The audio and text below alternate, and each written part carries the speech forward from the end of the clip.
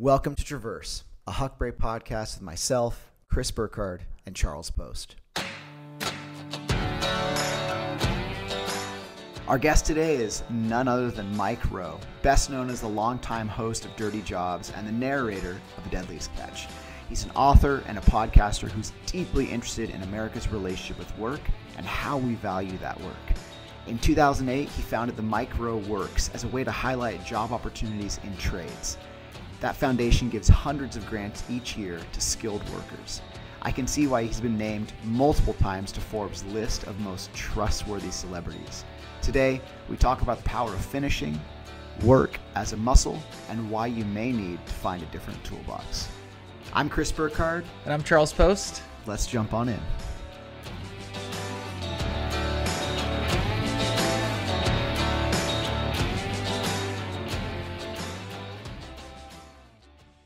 Mr. Mike Rowe, dude, it's an absolute pleasure to have you on. And as somebody who might even call himself a super fan, I was pleasantly surprised to find out that you are an Eagle Scout, which I am as well. And just wanted to say a huge congrats on that, as well as helping to speak to the BSA and advocate for them, and just it's such an amazing institution, and I just felt like it changed my life as a young kid, being a Boy Scout, and mainly because I grew up, and not to jump right into the deep end here with the vulnerability, but I grew up without a dad in my life, and so Boy Scouts of America was like such a pivotal and critical thing to kind of learn some of those crucial skills that I kind of were lost on me. And so I just wanted to, give you a big pat on the back for that. And it's really rad. It's really cool to see your work in that space.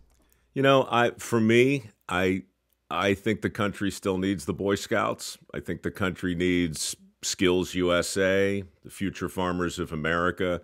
Those organizations are the grout. They're the connective tissue, to my way of thinking. And I don't know about your experience, Chris, but for me, scouting is a lot like college. It matters. It matters a lot who your teacher is. It matters a lot who the scoutmaster is. It matters a lot what troop you're in, as opposed to the overall movement. For me, Troop 16, my first scoutmaster was a retired lieutenant colonel from the Army. Dude, I'm not kidding you. And he ran it like a platoon. Squads and patrols and reveille and taps and formations. We had a boxing ring in the basement of Kenwood United Presbyterian Church, where young men at odds could settle their differences like grown-ups. No way. Is that still happening these days? No, man. No, that's what I'm saying. I'm still a huge fan of the organization, and I still really, really believe the importance of doing things like making a promise, taking a pledge, taking a vow. That stuff is still for sale. It still matters. But hey, your experience may vary. Yeah, and Wow. you just nailed it on the top of the head.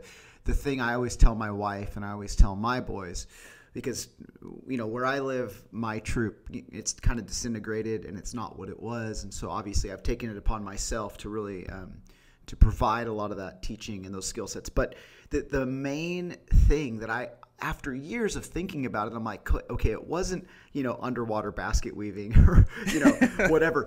It wasn't any of the merit badges, because my memory just, 1 week it was there and 1 week it was gone. It was learning how to start something and finish it. And that, no kidding, man. That's the skill that I feel like I owe everything to, is the fact that if I start it, I'm finishing it, no matter how tedious or painful or arbitrary it might have seemed. It's a lost trait in the world, especially in America these days, that I feel like the youth they really suffer from. And so that's something that I've tried to urge the next generation to really consider. If I could be so bold, Chris, I would say, first of all, couldn't agree more, but I don't think completing a thing is a skill. I think it's a choice. Yeah. Right? Yeah. And I think, like all other choices, underneath it is a muscle. And when you choose to exercise the business of completing a task, you start to build a very specific muscle. Yeah. And I talk about this a lot too, because when you frame things in terms of a skill, well, then you're suddenly adjacent to a talent. And if you start talking about talent, then you're starting to talk about a gift. And if you're talking about a gift, right, you're starting to talk about a thing that you were given. But yeah, as opposed to something you can earn and work towards. Absolutely. Work ethic is a choice. Anybody can choose to start and finish a thing. And you're right. Scouting was that on steroids for me. Your advocacy work for hard work, and that again, it's not always just about working smarter. It's about actually learning to enjoy that. Like, there's so many things I want to dive into. How you found a way to kind of represent a group of people who, like myself, come from a blue collar family. My family's still very blue collar. You celebrated kind of the average everyday American that I feel like for a very long time was kind of looked down upon, and it makes me really grateful to see the work that you've done and still do advocating for them. Because I know in my household, my dad being a tradesman, being a landscaper, still to this day, pushing lawnmowers, this and that, putting food on the table with that job, and realizing that like there was nobody out there celebrating those careers, those jobs, until dirty jobs came along. And I think that obviously I realize now it wasn't just like a role that you played. This is something that you embodied and still embody today. And Mike, what I would say too, I'm 34 years old. So high school, coming home, walking upstairs into the den where my dad would be, hearing your voice coming through the television, and whether it was Deadliest Catch or Dirty Jobs, I mean, those were like my window into our country, right? I grew up in California in the Bay Area, which is a little island in this vast, diverse fabric of people. And yes, the Bay Area is diverse, but it is apples to oranges to the Midwest or to the Deep South. And you were a way for us to travel and a way for us to meet new people. And I think one of the things that you really highlighted for me while I wasn't in the Boy Scouts, I grew up fishing, and you brought these heroes to life, and you brought their work to life in a way that made me feel proud to have my fishing rod and to get on a boat and look up to these people, these boat captains, and these people who did the hard work, but weren't the types that came to bring your parents to school day. It wasn't the dream job, but it was highlighting and celebrating these people who were doing so much and didn't receive the applause or the spotlight, but you did that. Yeah. And so as a young kid, I don't think I knew that like being a fishing boat captain wasn't a cool, that wasn't like the dream job everybody was, right, thinking about. But you planted that seed in the back of our minds. And I think you've influenced a generation for sure.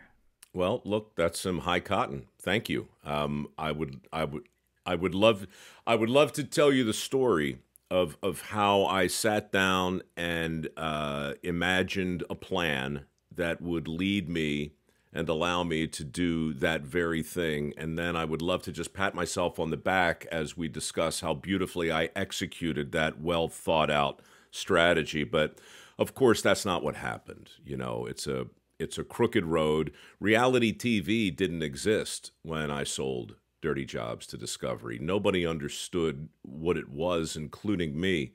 And the great privilege of my life, and to be able to work on the shows that you've described, as well as run a foundation that's simpatico with those programs and the themes of those programs, and really a lot of the DNA from the Boy Scouts of America circa 1977, back when I was in. That stuff is important and interesting in my world, because I started to do it, and then I watched the headlines catch up to me. And that's what happened with Dirty Jobs. That's why for 20 years, Charles, you'd stumble into your den and go, you know what? I think this asshole might be doing something other than crawling through a river of crap. I think maybe You know, it wasn't me trying to teach you something. It was all of a sudden, reality TV became a thing. All of a sudden, work, our relationship with work, our relationship with our food, where it came from, our energy, where it came from, all these things became headline news. So too did the definition of a good job and a good education. And suddenly, you know, because of where I was, I got permission to talk pointedly about all of that stuff. But it wasn't a plan. It was a lot of good luck and a lot of hard work. Do you feel like you carried a burden, a weight, as you sort of became maybe at a point like a spokesperson for that part of America and that part of, I think, blue collar workers, and just as, I guess, their elected representative in some way? And again, I'm sure that wasn't the intention, but was that a weight that you carried as that kind of went on? It was a consideration that I became both aware of and then hyper aware of. I mean, you don't go to Congress and testify in front of both houses without realizing that, you know, somebody has bestowed upon you the imprimatur, right? Somebody has given you permission to do that. So I was mindful of it. I think I was more mindful, honestly, Chris, of the cognitive dissonance that came with it, because, you know, I didn't set out to launch Dirty Jobs and Deadliest Catch. I didn't set out to like put my mark on reality TV, and I certainly didn't set out to become any kind of spokesperson for something, you know, some larger movement. In fact, you know, the thing, and again, I wouldn't use the word burden because it sounds like poor me, and believe me, there's nothing to pity about me, but you know, the truth of my life is I spent 20 years in the entertainment business before Dirty Jobs hit. I sang in the Baltimore Opera. I performed off Broadway. I sold stuff in the middle of the night on the QVC cable shopping channel and did a long list of things that are completely antithetical to the guy you know from Dirty Jobs. So the closest thing I have to a burden is the responsibility to explain to people that, look, just because you've seen me doing a lot of working things doesn't mean I can build your house. Okay, it doesn't. I'm an apprentice. I'm a full-time, perpetual apprentice, and I'm never the guy who in the shot who knows best about how to finish the thing. I'm an avatar. I'm a better guest than a host, and I'm certainly not an expert. Mike, I was watching a video from QVC, maybe 1992, and you're selling lava lamps. It's like 3 a.m. And I was blown away by not only your ability to just riff on this inanimate object sitting there with the blobs just like, you know, orbiting in the corner, but also like pull some science into it and some charm into it. And I don't know if you have an earpiece in with a producer feeding you, information, but I was like, this guy was selling me a lava lamp 3 a.m. I want to buy it. How did that get you to the next thing? That's a pretty crooked road. I mean, it started with, it really starts with me trying to follow in my granddad's footsteps. My neighbor, Carl Noble, who could build a house without a blueprint, and who I worked for as an apprentice as a teenager. And he was the guy who showed me that, just because you love something doesn't mean you can't suck at it. And the handy gene is recessive, right? You think you get it, but you actually don't. So Carl Noble was the guy who said, Mike, you can be a tradesman if you want. Just get a different toolbox. So that toolbox led me to a community college and led me to study acting and writing and singing and philosophy and English and a whole lot of other things that I wasn't really interested in, but turned out I had a certain facility for. I got into the opera. Somewhere in there was a scoutmaster, by the way, who cured me of my stutter, taught me how to memorize all sorts of things, and got me out of my shell. But be that as it may, way leads on to way, and one day during a production of Der Ring des Nibelungen at the Lyric Opera House in Baltimore, Maryland, I walked across the street dressed as a Viking to get a beer and watch the football game during intermission.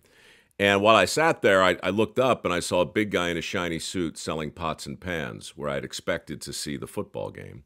And QVC, the bartender was watching QVC because he was auditioning for that guy's job. They were in Baltimore doing an open cattle call. And Wow. I sat there literally dressed as a Viking, drinking a beer, arguing with the bartender to please put on the football game. But the more I watched the fat guy in the shiny suit sell these pots and pans, the more I thought, well, I wonder what they pay that guy. I think maybe I could do that. So long story short, Charles, I went with the bartender the next morning down to the Marriott Harbor Court Hotel, and I auditioned. I walked into a conference room, and a man sitting next to a video camera asked me to sit down, and he took a pencil from behind his ear and he rolled it across the table. And he said, I'm going to turn the camera on in a second, and when I do, I want you to pick up that pencil, and I want you to make me want that pencil. I want you to talk about that pencil until I tell you to stop. Do not stop until I tell you to stop, and make me want the pencil. Wow. So he turns on the camera, the red light pops on, and I start talking, not knowing that in those days, that's literally the entire process. If you can talk about a pencil for 8 minutes, you were given a 3-month probationary contract, and then you were allowed to show up really unsupervised in the middle of the night to sit on a set and try and make sense out of an endless litany of products that you're not even sure are real. You know what I like? Like that there's more than one of them available. It looked like the stuff that the Claw on a Carnival Midway would pick up out of that box full of junk, right? Like it's like the Amcor negative ion generator and the Health Team infrared pain reliever and a freaking lava lamp, right? It could be anything. And so that's how it happened. I talked about a pencil for 8 minutes, and then I showed up for 90 days in the middle of the night to develop another tool in my toolbox. And then they gave me a real contract, and I stayed for 3 years. I was gonna say, what was the mindset? Like you had this job performing already, and you just go across the street and you're already looking for a new job. Like, Oh, well, the mindset was in 1984, I got out of school and I freelanced for 6 years in the Baltimore, D.C., New York corridor doing, probably 200 weird, different, terrible jobs you didn't want to do in the entertainment business. But the steady gig was the opera. There was always an opera in production. And so I always could go there and dress up like a Viking or a pirate and sing real loud and meet fun girls and drink beer during the intermission and have a great time. And so by 1989, 1990, I started to want what you guys would probably recognize as what they call a paycheck, right? Like a steady, like I wanted money. Because I never had any before. And I just thought, well, if QVC will pay me, I think they were paying $50,000 a year plus another 50 in bonus, or maybe more if people liked you. But a lot of money back in 1989 for a kid who never had any. So I was all about the money. I took that job and realized that I was probably going to get fired. They never should have hired me, honestly. I made what you didn't tell them, Charles, about that lava lamp is that I opened the damn thing up on the air just to pour it out to see what was inside. What? Oh yeah. Yeah, the clip I saw ended before you got to that part. Oh yeah, no, I opened it up, burned the hell out of my leg, pissed off the vendor. I was fired 3 times from QVC over the course of 3 years. They always hired me back, but I spent all my time there on like double secret probation in the middle of the night, just trying to make sense of whatever tchotchke they brought me. In hindsight, it's the best training I ever had. More after the break. Stay with us.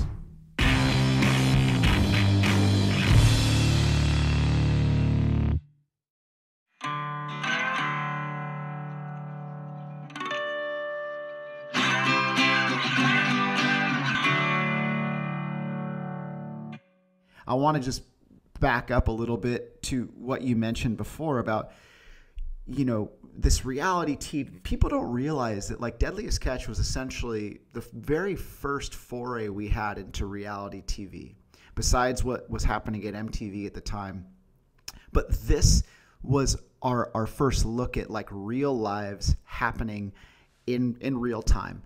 And I actually, as a photographer, was incredibly inspired by what I saw on Deadliest Catch, so much so that I went to the Aleutian Islands. Like, I've been there 4 times.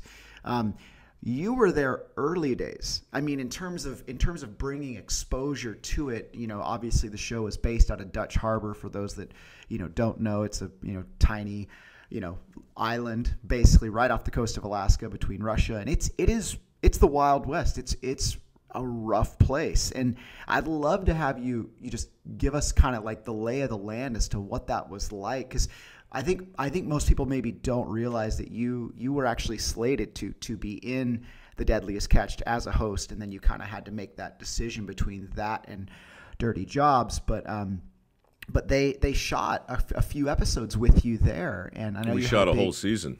Yeah, and I know you had a big role in that, and that location. I mean, it's wild. The Aleutians are not a place to be trifled with. It's very real. It's very raw. Every time I'm there, I have an immense respect for anybody that goes out on the ocean there. And I guess I just want to get like, where was your head at? You're on these boats. It truly is dangerous. It's the real deal. What was that like? Paint a picture. Well, it was the part of the map in the old days that said, "Here be dragons." Nobody really knew, at least in terms of TV. We had no idea what the show was. And in terms of geography, to your point, most people don't know. It's not really just off the coast, right? I mean, like the Aleutian chain starts, and then curves down like a giant tail, goes for about 1,800 miles all the way toward Japan. And Dutch Harbor's in the middle of it, about 700-800 miles out of Anchorage. And so, you fly from San Francisco to Seattle to Anchorage, and then you get on a woefully inadequate device with an insane pilot who somehow lands you in Dutch Harbor. One of the scariest airports you can land at. Dude, it's unbelievable. The crosswinds coming into Dutch, the number of flights that are aborted. It's so bad that when you check out of the Grand Aleutian Hotel, you actually don't check out until your plane is up in the air, because so many flights don't get off the ground. They're just like, no, never mind. Anyhow, so this would have been 2002. I was trying to sell Dirty Jobs to Discovery. They weren't having it. I'd shot the pilot on my own, and they thought it was they liked it, but it's artificial insemination. It's me crawling through sewers. The whole thing looked like a German porno, and they were like, this is not really our brand. And at the time, it wasn't. But they said, what do you think of this? And they showed me some footage of a little boat in big water, and said, this is crab fishing up in the Bering Sea. And I'm like, oh, that looks interesting. Yeah. And they said, you want to go up and check it out? And seriously, that's what they said. Do you want to go up and check it out? They didn't know what it was. That was All they had seen was a pilot that a guy I know called Tom Beers put together called Deadliest Season. And it was basically just a fly-on-the-wall look at crab fishing at its most extreme. Right. So I went up and basically did an impersonation, part Stone Phillips, right, part Hosty, and part Greenhorn, because I didn't know if it was going to be a docuseries, a documentary, a reality show, because to your point, there were none. So we didn't know what that would what look do you or, what do you or even feel call like. it at that point? You're like, is this We don't a know. docudrama? Yeah, you don't even know. We don't know. I'll tell you, sidebar, this is how crazy it was. They knew the only reality that was on TV at the time, Jesse James was building motorcycles. Yeah. Right. And Survivor was on the air. That's right. And Survivor was a competition show. Right. So the geniuses at the network back in the day were like, okay, so we need to give a prize to the captain that gets the most crab. So I was authorized to give a $250,000 prize to the crab boat that got the most crab. And that's all I really knew. When I got up there, holy crap, man. The Coast Guard was pissed off. The community was pissed off. The production company, had identified 6 boats they wanted to put cameras on. But what people don't understand who watch that show, they don't understand that at the time anyway, those 6 boats, there are 150 boats in the fleet. Yeah. We were only chronicling 6, right? And so you can imagine the internal drama, the competition on the ground. I mean, these men are already among the most competitive creatures on the earth. Totally. And willing to kill themselves to go out every day already. You introduce that money, it becomes a... Gas on a fire. Yeah, it blows my mind. It's gas on a fire. And look, the Admiral of the Coast Guard pulled me aside and said, are you out of your frickin' mind? What are you guys doing? Now, I didn't have any supervision. I didn't have a network there. There was a production company there, but nobody knew who was really in charge. Nobody knew what the show really was. So I started making really some executive decisions. It just wasn't my place to make. It was like taking the lava out of the thing, Charles, right? It's like, what's in here? Let's see what happens. Yeah. So I said, all right, never mind. Screw the money. Let's just put the boats out in the water and let's put the cameras on the boats and I'll tag along and I'll make friends with the captains and I'll become the host of this thing. So what happened in a nutshell was we filmed everything. We stayed up there I was up there for 3 weeks. Then I came back home for Christmas and then I went back for another 3 weeks. Wow. Right in the middle of winter. That didn't even dawn on me that you were there peak winter season. Well, here's what else people didn't know. They gave me an actuarial chart going up there, and they told me, said, look, this is a dangerous job according to everybody we talked to. Right. Well, I thought they were screwing with me because here's what the chart said. There were 3 categories. Category 1 was injury rate. Category 2 was catastrophic injury rate. And Category 3 was mortality. Wow. So the first category, what percentage would you guess? What percentage of injuries occur throughout the fleet in any given season? So, take a guess. It's got to be like 50% of the people on the boats get injured, I think, right? Or more. Something like that. And think down here stateside, if you're a company or an industry and you have a 10% injury rate, you're locked, you're shut down. You can't stay in business. Right. So the injury rate for a crabber in the crab fleet in 2002 who worked a full 6-week season was 100%. Holy. Wow. I shit you not.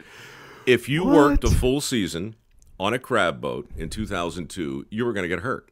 Yeah. You were going to break your little finger. You were going to get a couple stitches in your forehead. You were going to sprain your ankle, right? Something like that. Not a deal breaker, but just you were going to get jacked up, and it was going to be annoying, and that's just the way it is.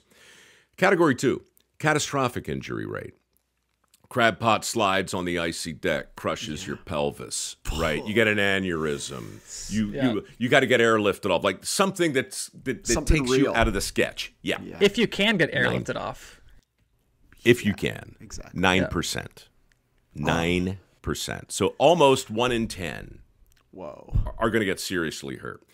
Category 3, mortality rate, wasn't even a percentage. It was simply 1 a week. Oh, wow. That's Every so week crazy. for 6 weeks, statistically speaking, one person is going to die fishing for crab on the Bering Sea. That's Wow. what I read on Pen Air, the flight from the flight from Anchorage to Dutch. And honestly, I just thought they were screwing with me because there's no way this can't possibly be real.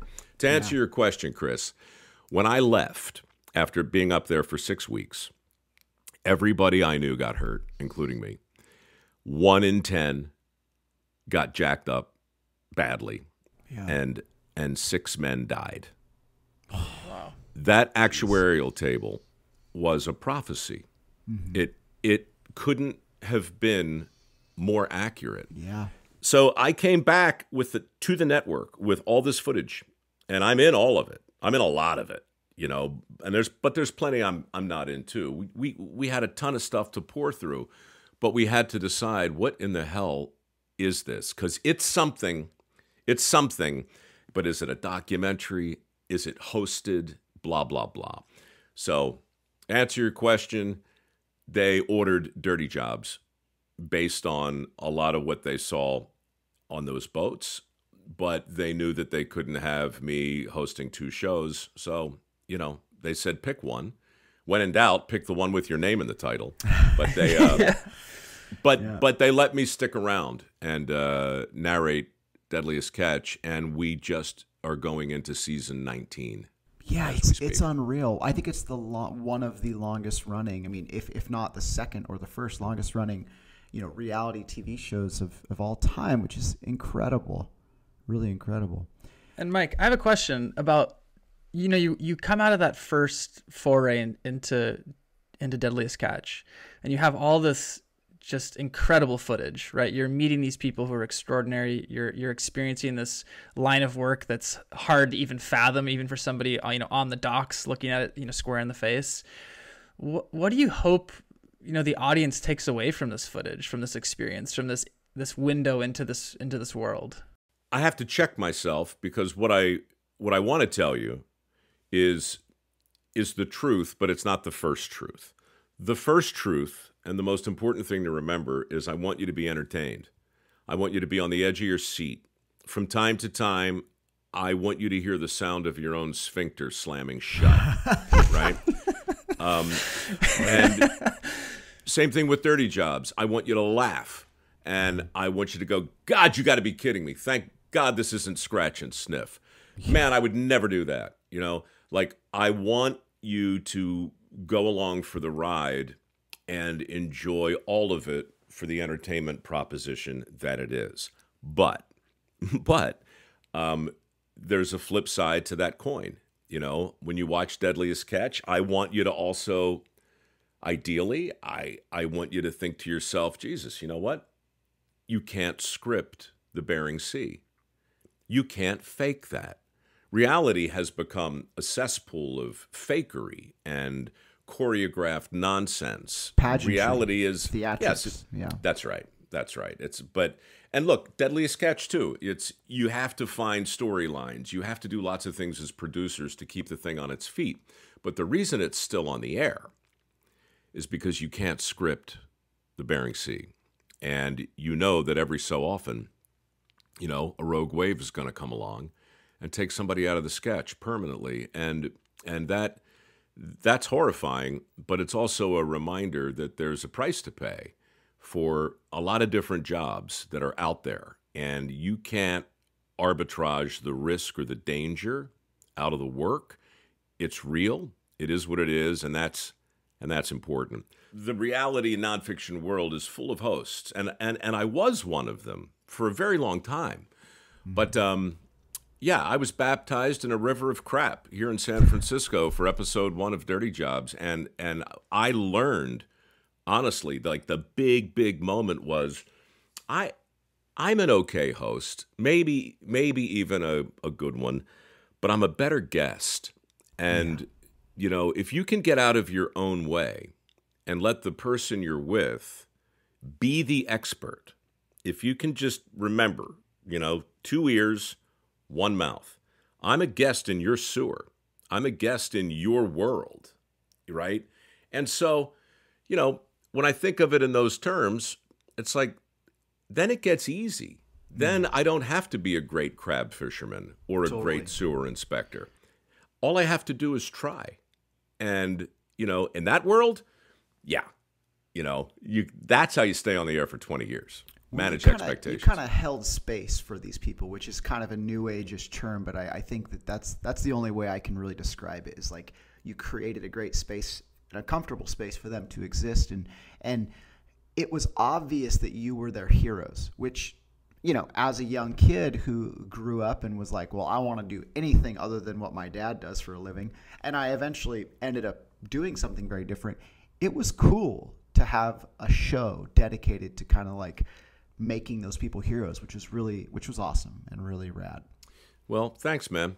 Getting people connected or perhaps reconnected with the fundamental things in life, where your food comes from, where your energy comes from, where your clothes come from. Those things are primal. And if you do it right, and, again, I don't want to get out of my lane or overreach, but it comes back to my foundation too. When you walk in a room and flick the switch and the light comes on, that's a goddamn miracle. Yeah. And if you're not gobsmacked by that, well, then I'm doing something wrong. When you flush the toilet and watch the crap go away, it's a goddamn miracle. Yeah. To have a total disconnect to the fact that there's a journeyman somewhere up there who fixed your power lines when the tree came down, and you just expect these things to happen. I mean, there are expectations that come with living in a city like we do, modern society, but the disconnectedness is a real challenge, and I have to remind myself of that every day. I mean, I think we all do, but I really appreciate what you're saying, and to follow up with that, do you have a thought on how that disconnectedness has become so rampant in the last, 20, 30, 40 years? Well, it's what I meant earlier when I said, the honest answer to your question, there's a chronology to it. The first role is to entertain. You can't be in business, at least not in my business. You can't be on television and have your primary purpose to be to lecture or scold or sermonize. Save that for Sunday mornings, right? Or for TED Talks. That's not why people watch television. So you have to be cool with job one, which is give them something to look at and say, holy crap, look at that. Then, if you're lucky, you get permission to tap them on the shoulder and say, hey, isn't it kind of interesting?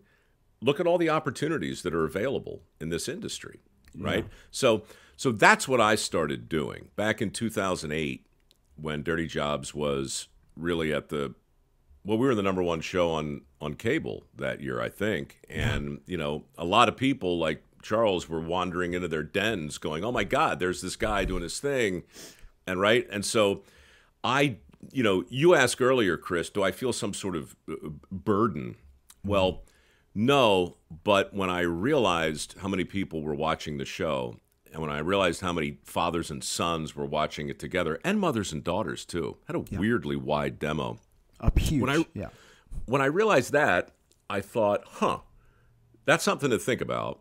And then when our country started to go into a recession, as we are now, I think, if we're allowed to say that, back in 2009, that's when things got really sporty, because now all of a sudden everybody's talking about the unemployment rate and the 10 million people who are out of jobs.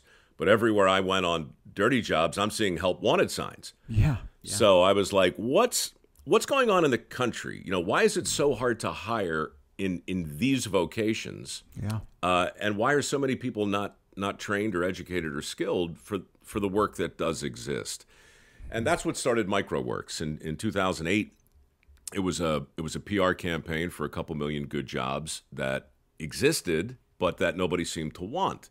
Yeah. And I did that for a few years. I went to Congress, right? I built a trade resource center, and I started working with a lot of companies on their recruiting messages, which, quite frankly, suck. I mean, weren't great. 10% of all advertising works. You just don't know which 10. And so that means 90% of what you do blows, right? And so it's the same thing with recruiting. So I spent a lot of time in that space trying to help people make a more persuasive case for the opportunities that existed.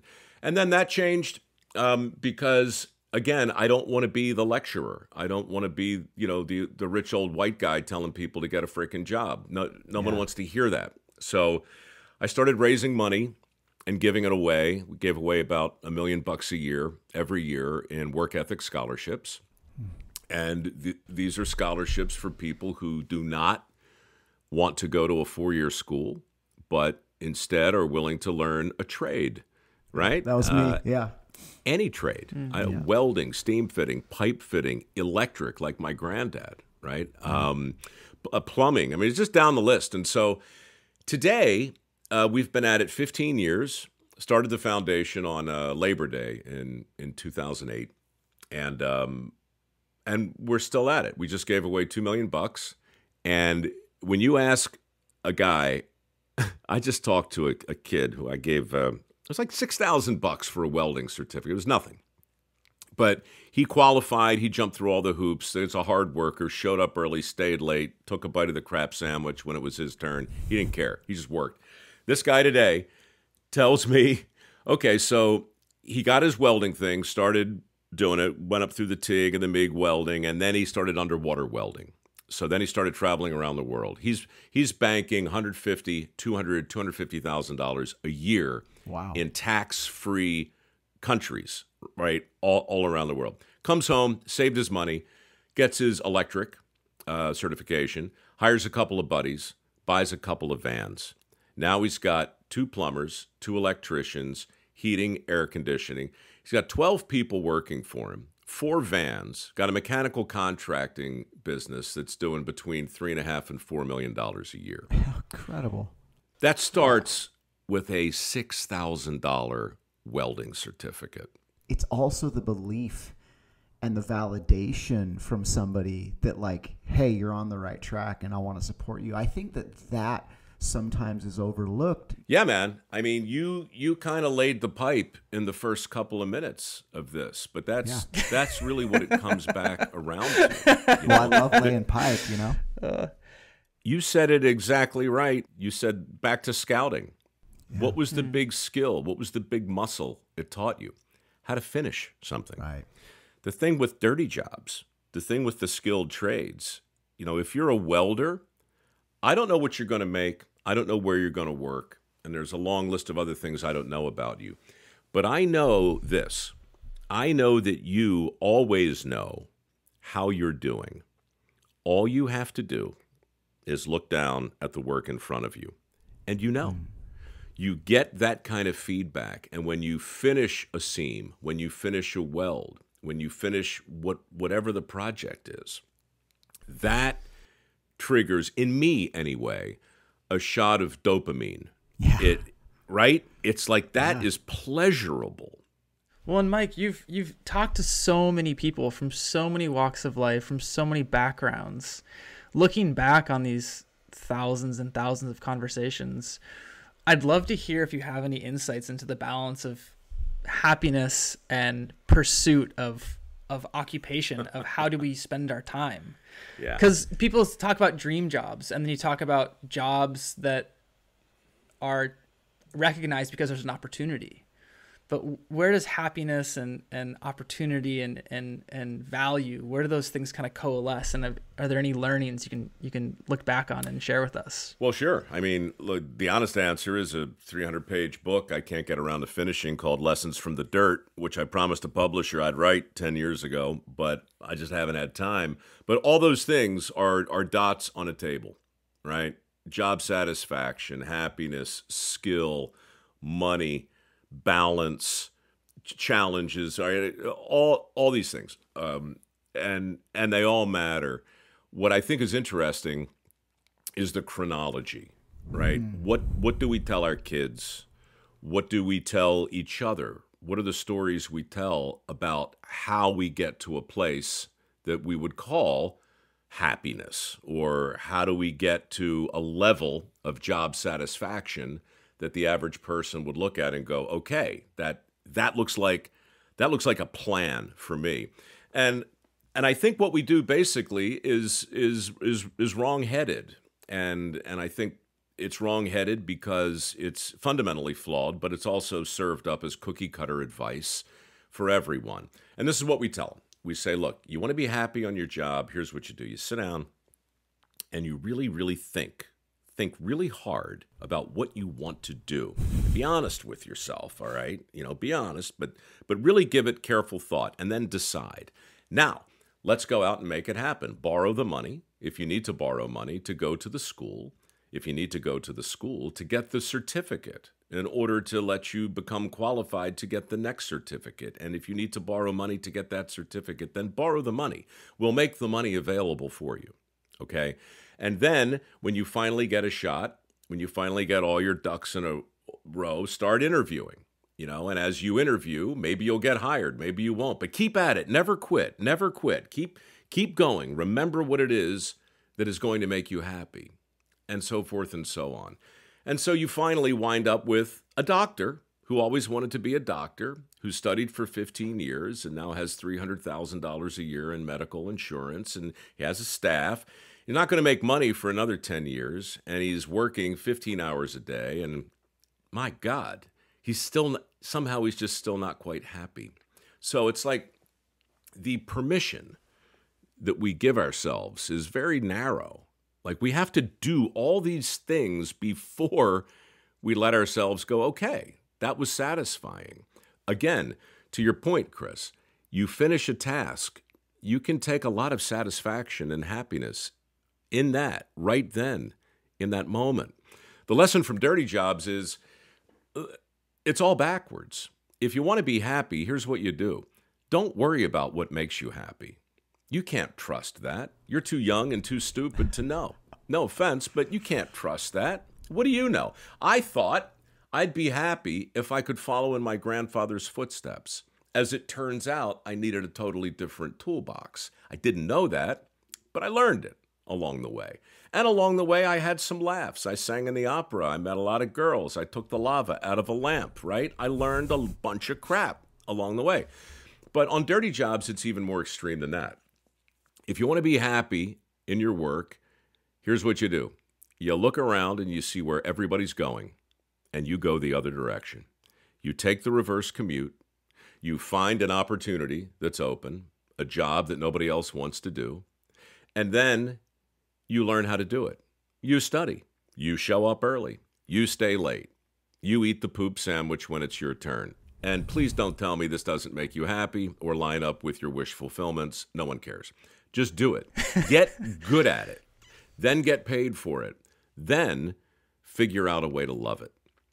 Honestly, Charles, I don't think it's any different than being happy in your marriage, being happy in your love life. I mean, if you start your search for a job with the idea that there's a dream job out there, and you start your search for a mate with the idea that there's your soulmate somewhere out there, and all you have to do is find him or her, and then you'll be happy. Then you'll hear trumpets in the background, and then everything will fall into place. If you do it like that, then your happiness relies on finding a needle in a haystack. If you do it the other way, your happiness will follow, right? And so, just a long way of saying shortcuts lead to long delays, and the only kind of gratification worth having is the kind that's delayed. Well, Mike, thank you. You've not only filled so many of my young years with laughter and sparked curiosity and joy, but just getting a chance to sit down and hear you share your wisdom with us and tell some of the stories that, brought you to where you are has just been absolutely fascinating. And I wish we had 3 more hours. Yeah, because this was a podcast where before it started, I was thinking, gosh, what I would do for a real proper sit down and a little bit more time. Let's we should do it in person over some proper lubricants. And, so the conversation Count goes. Me in. Yeah, that'd be awesome. Well, thank you. Anytime, guys. Appreciate it.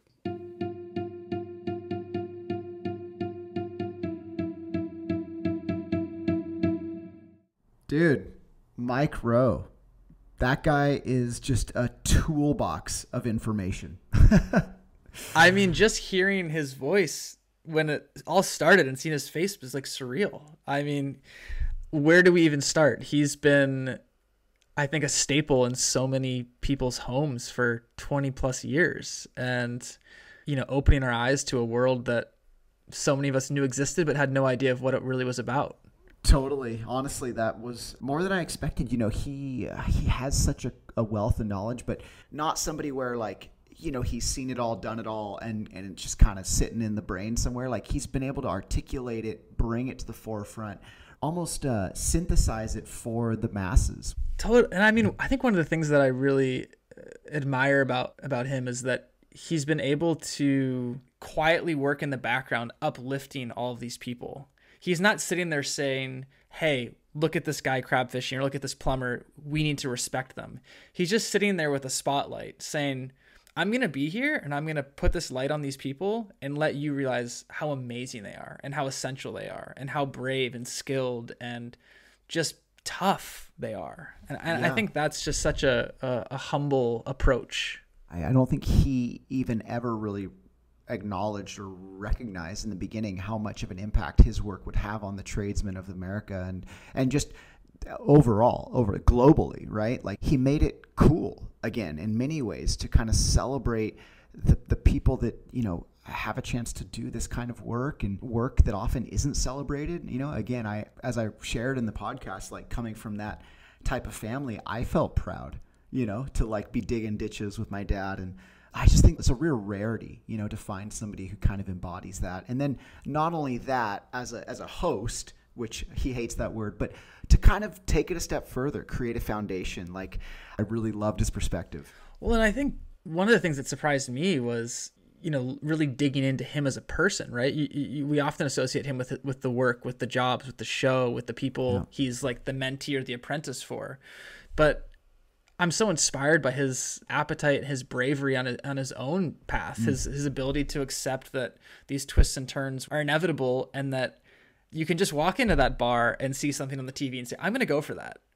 Yeah, you know, what the heck? I have nothing to lose. And it seems like so much of his career has kind of been a byproduct of that, let's just send it and see what happens, you know, mentality. I'm so grateful we got a chance to chat with him. And oddly enough, both of our kind of childhood heroes. And yeah, I feel like we both gleaned a lot of information from that. Mike's a legend, and I mean, just his final sentiment on happiness and how we should think about that. I mean, that was magic.